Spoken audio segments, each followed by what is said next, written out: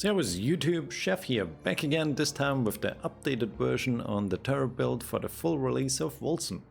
The game came out 3 days ago and I have been grinding non-stop, so I wanted to showcase the build I've been using to get the champion level 85. Keep in mind that this build is not nearly finished since I'm missing a lot of gear and I gotta do way more testing on passive nodes. So what this build does is we use turret as our main source of damage, but I do not run autonomous sensors anymore. I guess they renamed it now to a flag launcher in the release version. Since we have way more modifiers than in the beta, we got quite a few nodes that increase our damage drastically. And we don't need to aim at bosses anymore because of the break mechanic. Bosses now have a second bar underneath their health, which depletes with damage and crowd control like freezes and stuns. Once it reaches 0, the boss gets stunned for a long period, which means our turrets got enough time to usually kill them. As another source of damage and to proc our passive, which time cannot heal, we use Death Gaze or Railgun.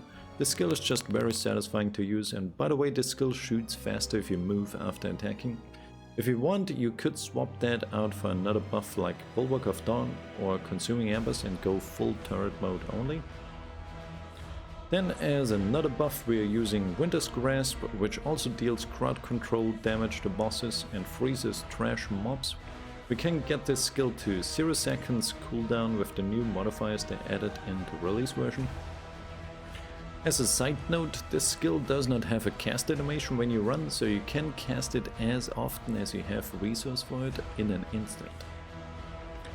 Then as another damage increase we take Mark of Impurity, and our last skill is Ether Jump. This is still the best mobility spell in the game.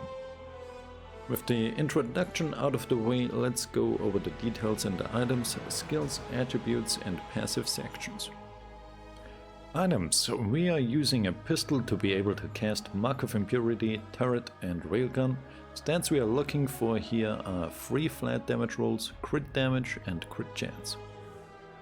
Offhand, a Catalyst which enables us to cast spells. I have not dropped the unique Magfesten Anaag, this would be best in slot. If you have to use a normal Catalyst like me, try to get as little transfer time as you can, since the minus actually slows it down. Other stats we are looking on, a rare one is crit damage. Accessories, with as much flat damage as you can get, after that crit damage, and the least important is damage increases like material or elemental. I still have to grind for Servus affixes on here. We want residual energy on rings and pierce on belt and amulet.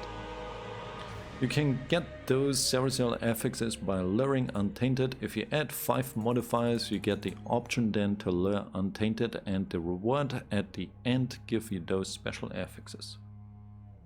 All the other gear is focused around cost reduction and transfer time reduction. Because of the passive node that we are using, more on that in the passive section, we can get up to 30 cost reduction on gloves and shoulders, as well as a little bit more damage by increased material damage. And 30 transfer time reduction on helmet, chest and pants, with additionally cooldown reduction. Boots give us a tiny damage increase with material and ferocity. Move speed would also be nice on here.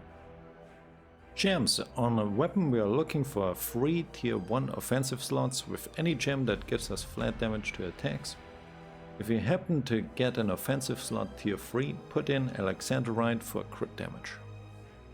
Tier 3 defensive slots with Alexandrite for all res. And very important, tier 3 support slots on accessories and Catalyst, with Amethyst for even more transfer time reduction. Skills. Our main source of damage, Avenger Auto Turret with as many damage increases as we can. Unstable Engine, Carnial Focus, Precision, High Caliber, Twin Repeater and Ballistic Reinforcements. I'm getting Sleepless Sentry to counter the downside of Unstable Engine. If you don't like aiming your turrets, get Flag Launcher instead of these nodes. Next skill, Mark of Impurity with Sentence Accepted, Weight, Accursed Blade and Target Eliminated for more damage. and guild by association, so we only need to cast it once per enemy group. Then Death Gazer Railgun with Ether Piercing to proc our passive for more damage. Fragmented, Frostbitten, Simple Shot and Detonation. Comfortable distance for less rage used. And the last point, Slow Learner. Since we don't have any other damage increases, we might as well pick this up, even though I don't charge it up often. If you want to go full turret, swap this out with Bulwark of Dawn with the modifiers Blade of Truth and Divine Omnipresence. Winter's Grass with Icepawn and Century to remove the cooldown. Admire from a distance for utility and Ice Queen for the buff. And the last skill, Ether Jump for mobility with March to remove the cooldown. Escape Artist to increase the distance. Spirits and Fragments to apply stasis.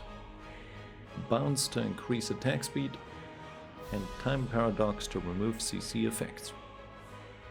Attributes. I'm going full ferocity since each point in our primary attribute gives us 0.5 increased damage. The crit chance does not matter eventually since the score starts to fall off. The more we have of this, the less effective crit chance we get from it. For the story mode, I recommend investing half of your points into toughness since the bosses hit very hard. Passives. Starting off in the soldier tree, getting the wild card and all the crit damage nodes there. Dropping it a late game because of the drop off of score. Making our way into the assassin to pick up merciless lethality. Going through the scholar into the Praetorian, picking up crit damage there. Enter Exorcist for Blessed Silver. And Branded Burst. Going down 1 point into Assassin again, then into Time Weaver to get Which Time Cannot Heal. Starting the second part of the tree into Sentinel, grabbing Projectile and attack damage. Into the Warmonger to get Manic Slaughter. And Global Life Leech here. Continuing in the Scholar, making our way into the Warlock for Residual Energy.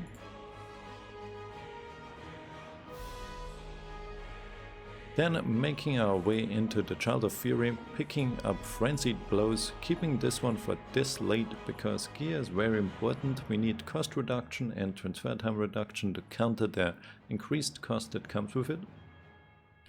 Finishing off the Warlock now with maximum resource because we want to stay above 750 rage now.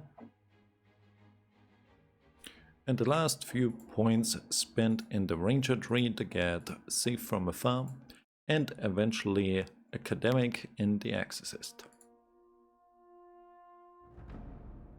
That's it for this guide, hope you like it. If you appreciate the Wolcen content, leave me a like. I'm putting a lot of time and effort into this, burning the midnight fuel at the moment, cutting this together.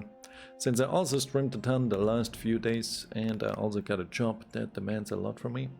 Hope I earned your subscription, more Wolcen content coming in the future. Next project will be Mage. This entire guide is available as a written version on our community webpage wasted666.com with pictures and summaries on what to look for on gear for easy reference. And as always, I'll leave you with more gameplay. Servus, YouTube. Contract.